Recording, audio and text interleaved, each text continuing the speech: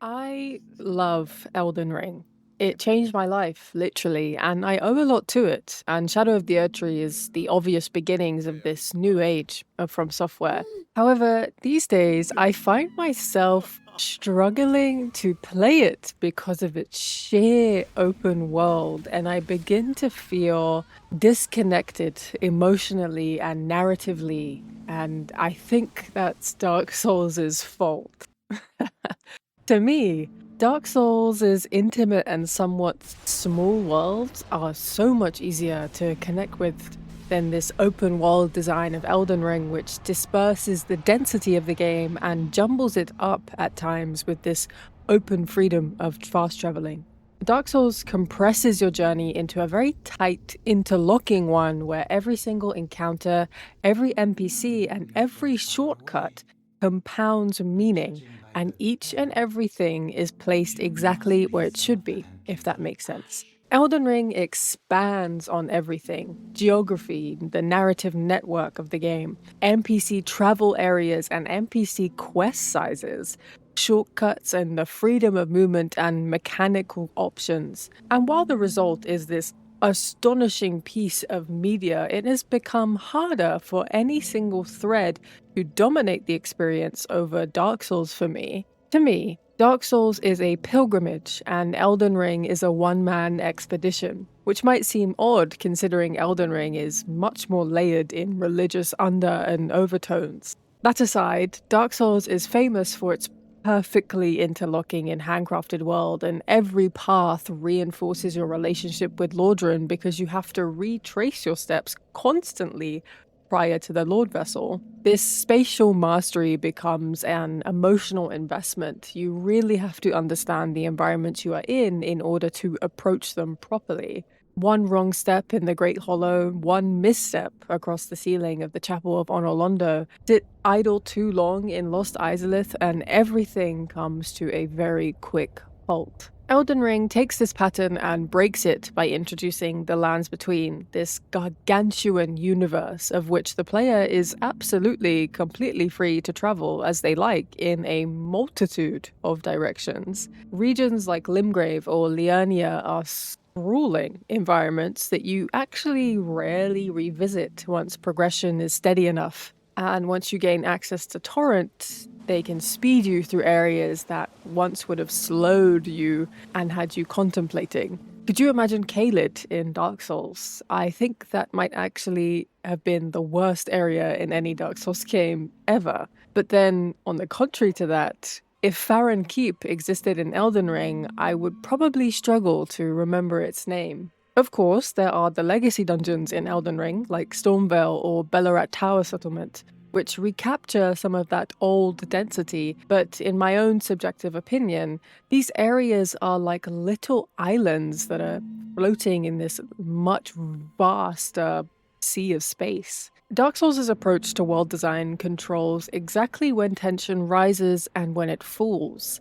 The design pushes everyone, regardless of playstyle and choices, towards key choke points like Sen's Fortress or Honorlondo. So inevitably, everyone will experience the emotional highs and lows of those areas at about the same time in their playthroughs, which is predictable by purposeful design and deliberate in its intention. Elden Ring scatters its big encounters across the aforementioned Lands Between, where players may visit Caelid in their first hour or their 500th. It may take one player to reach Leyndell in less than 12 hours, and another in 100.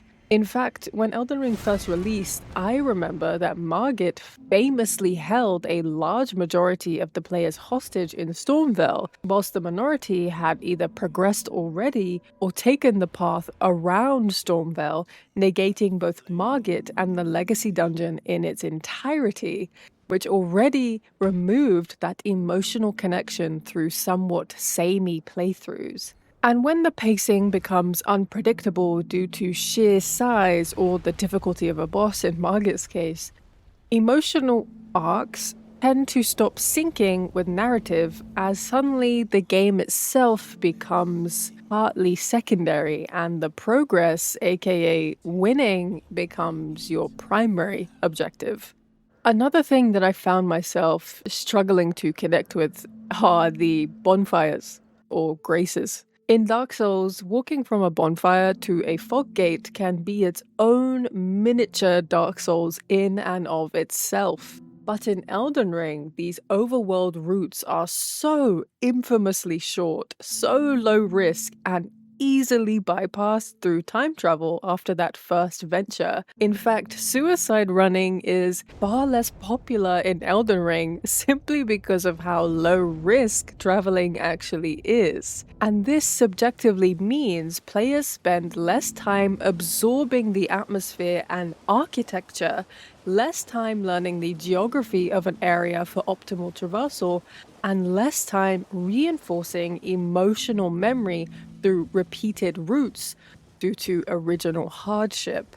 Now, the one area where Dark Souls gets absolutely pummeled by Elden Ring, and the one area I much prefer, are the bosses. Elden Ring has a lot more bosses than Dark Souls, and Dark Souls bosses are much, much fewer by about 200, in fact. For example, Ornstein and Smough have grown to be more than just a fight. These days, I feel like they're more of a rite of passage in a way. If you can't handle ONS, if you can't defeat them and get to Guinevere, then rightfully you won't gain access to the kiln, and rightfully you won't gain access to the Lord Vessel, and rightfully you will not be able to fast travel, and rightfully you will be stuck in Orlando, inevitably. As it appears, you weren't the chosen undead Frampt thought you to be. Elden Ring, with its dozens of field bosses and almost unfortunately optional encounters, spreads significance out until no single victory necessarily feels particularly defining. Godskin Duo feel like they are somewhat infecting the hidden parts of the game, which is completely fine, as the Godskins are an institution. But with that in mind, why does each Godskin Duo or Apostle look exactly like the last? If the Godskins are a group or religious sect, why has their originality been removed in place of a tribute to the duo that massively outshines them? Despite that, I will say that Elden Ring lays out its historical scaffolding much more clearly than Dark Souls, which is partly due to the collaboration with George R.R. Martin. But because players can encounter lore nodes in almost any order they want to, revelations often land out of sequence and thus fall flat. As Caelid is entirely optional, you could go the entire game without ever knowing of Radahn or Melania and what became of them.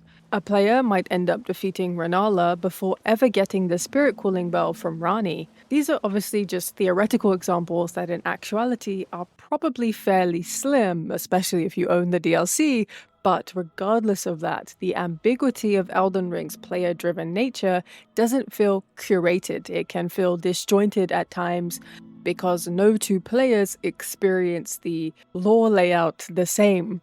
Dark Souls' characters thrive on these repeated encounters in shared spaces along your own gameplay journey. Like, Solaire appears at just the right points in your journey for you to build a relationship with him. Siegmeyer's wandering misadventures feel connected because you regularly cross paths while tackling key areas, if you didn't skip the entirety of Orlando like most players do. And even bosses like Sif communicate the entire tragedy in a single cutscene backed by everything you've learned about the Darkroot Garden from Andre, and if you saw her, Alvina, along the way. And Elden Ring has characters that are equally, and if not more, compelling, but they appear much less frequently and over much longer time spans across the open world. Alexander has a path from Limgrave to the Radahn Festival to the mountaintops of the Giants and then into Crumbling Farm Azula, and it's beautiful,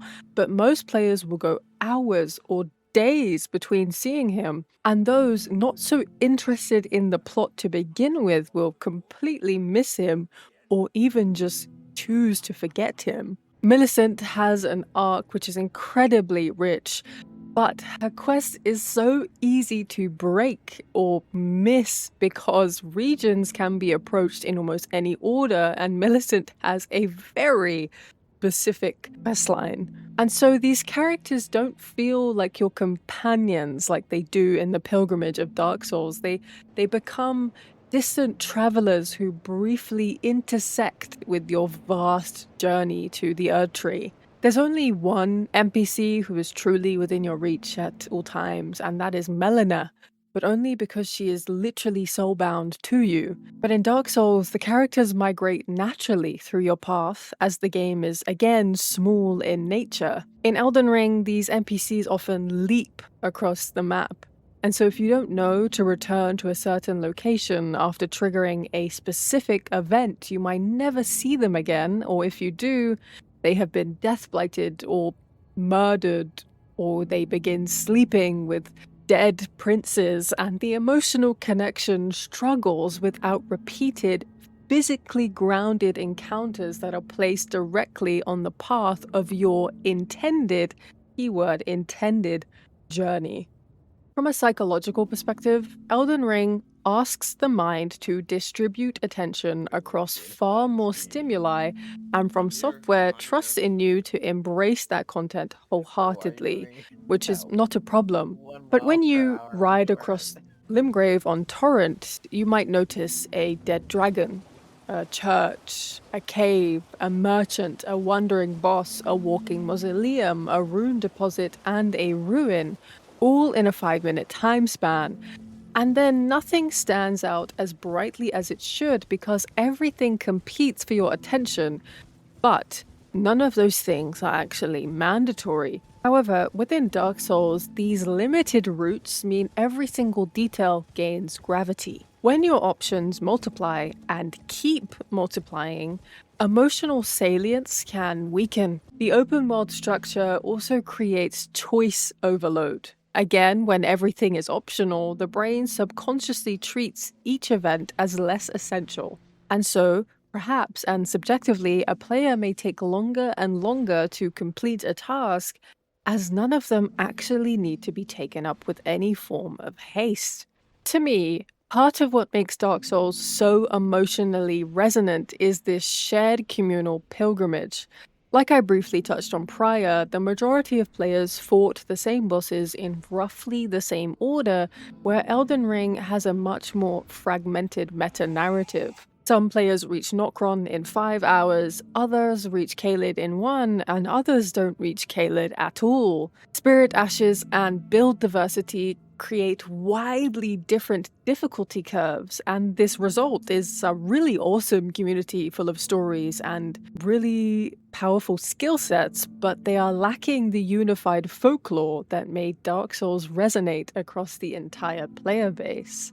Like I said previously, Elden Ring has some incredible emotional highlights when it does have them. Like Millicent's self-sacrifice in the Halig Tree is just as powerful as anything in the Souls trilogy when you follow her questline closely.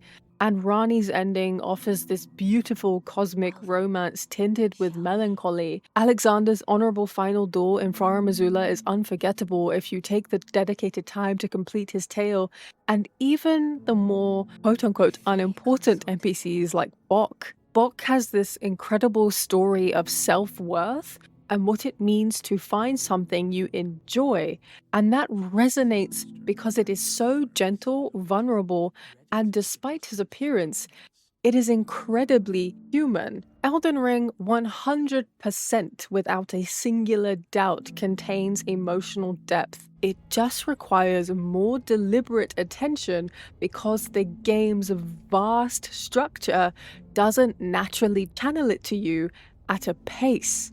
So I think that the reason Elden Ring feels harder for me to connect with emotionally these days isn't because of its writing or its characters or because the game is bad, which would just be a straight lie. Please, that would be a lie.